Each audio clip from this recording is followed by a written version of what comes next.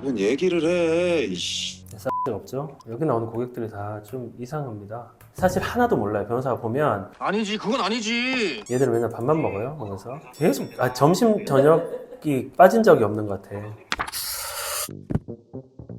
안녕하세요. 법무법인 필 김명식 변호사입니다. 서초동 되게 많은 분들이 이 드라마 되게 재밌어 하시더라고요. 변호사들도 재밌게 보고 있고. 그래서 계속 3, 4회 오늘 리뷰하도록 하겠습니다. 연애하는 건 좀 넘어가겠습니다. 연애를 열심히 하네요. 무슨 회사가 보름 만에 합쳐지냐? 그리고 생각보다 이렇게 빨리 합병이 되진 않습니다. 여기 조금 약간 이상한 게 건물주가 이름 형민이고 뭐 빌딩 이름도 형민이고 법무법인도 형민인데 이게 원래는 이제 법무법인이 변호사 아닌 사람이 이렇게 뭐랄까요 실질적으로 운영을 하면 안 되거든요. 약간 건물적 문제가 있을 수 있습니다. 사무장 뭐 로펌 이런 이슈가 있을 수 있겠죠. 이분이 앞으로 뭐 악역으로 나올지 뭐 어떤 역할을 나올지 잘 모르겠네요. 옛날에 사시 공부하시다가 떨어지신 분 같은데 어쨌든 꿈을 이루신 것 같습니다.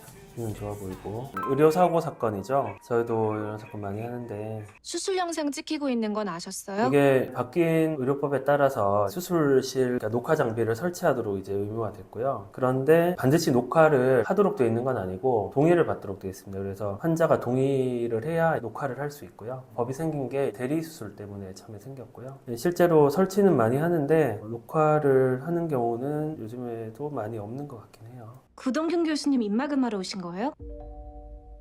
변호사가 저렇게 얘기는 하진 않죠.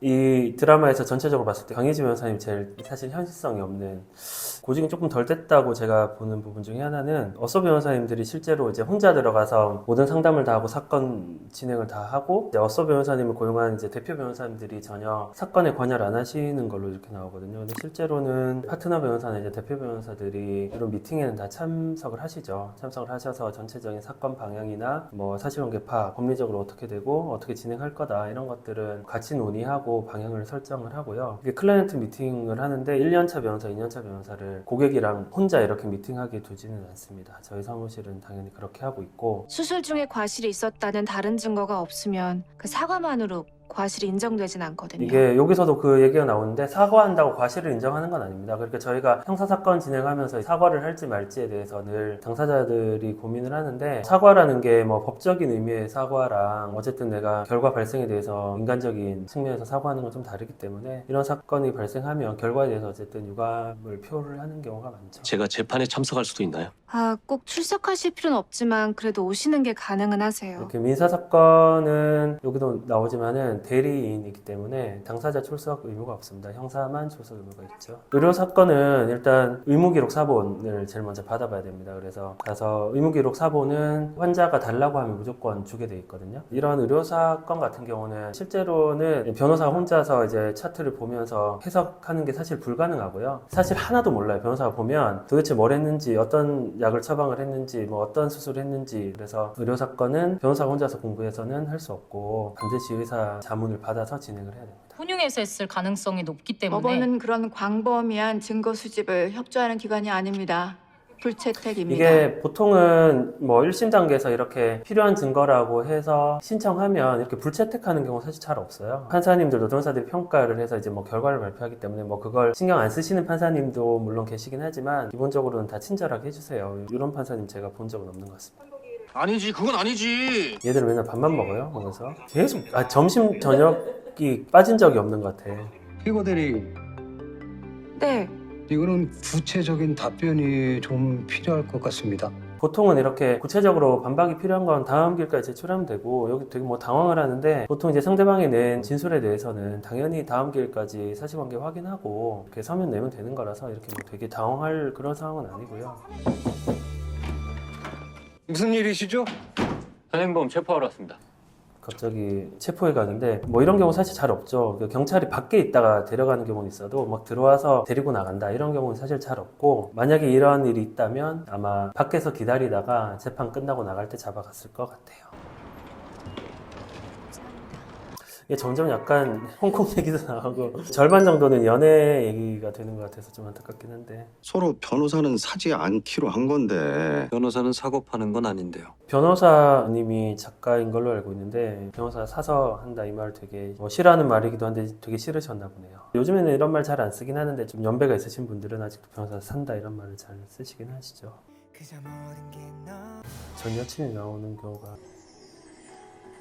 근데 여기도 둘이는 왜 계속 만나는 거야? 둘이 술 처먹다가 한 명이 운전하고 한 명은 옆에 탄 거잖아요. 손해배상 청구는 어떻게 하면 돼요? 전미 사건도 실제로 이런 사건이 있을까 싶긴 해요. 같이 술 먹고 한 명이 운전하고 이제 옆에 타 있다가 이제 둘 다 이제 사망한 사건인데, 그 사실은 이제 불륜이고, 이런 사건에서 동승한 사람의 유가족이 운전자 유가족을 상대로 이제 손해배상 청구한 사건이잖아요. 이렇게까지 하는 경우가 잘 없긴 할 텐데, 그리고 이런 경우는 뭐 상당 부분 과실상계가 돼서 배상이 그렇게 많을지는 잘 모르겠고. 매일 가서 1시간씩만 접견만 하면 돼요.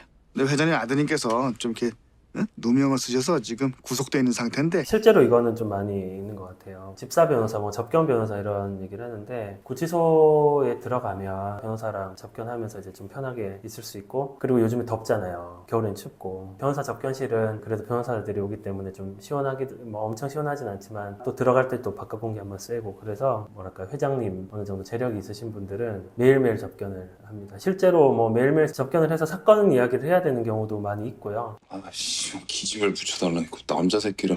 저렇게 대놓고 많이 실망하신 그런 모양이시네요. 뭔 얘기를 해. 이씨. 없죠. 오래 살아야 될 것 같습니다. 여기 나오는 고객들이 다 좀 이상합니다. 여기는 일반 접견이에요. 그러니까 변호사 접견이랑 일반 접견은 다른데, 여기 이렇게 민원실 가서 하는 거는 일반 접견이라서, 여기 보면 아마 녹음 장치도 있을 거고 막혀 있잖아요. 변호사 접견은 막혀 있지도 않고 녹음 장치도 없고 그렇습니다. 아마 변호사 접견실에서 촬영하기 어려워서 그런 게 아닐까 싶긴 합니다. 예전에 코로나 때는 그러니까 일반 접견이 금지되고 변호사 접견을 이렇게 일반 접견실에서 했었거든요. 저희 재판부에서도 매우 유감스럽게 생각하고 있다는 사실을 알아주셨으면 감사하겠습니다. 정말로 유감스러우셨나요? 판사님한테 이렇게 정말로. 뭐라고 한다고, 이게 참 판사님도 나름 잘 생각을 해주신 것 같은데, 당신 같은 사람이 나 같은 사람의 심정을 이해하겠어요? 여기서 괜히 변호사한테 이렇게 할 일인지 잘 모르겠어요. 법리적으로 이제 청구를 해달라고 하니, 이제 사실은 이 아저씨한테 뭐라고 해야죠. 이 아저씨가 해달라고 한 거니까.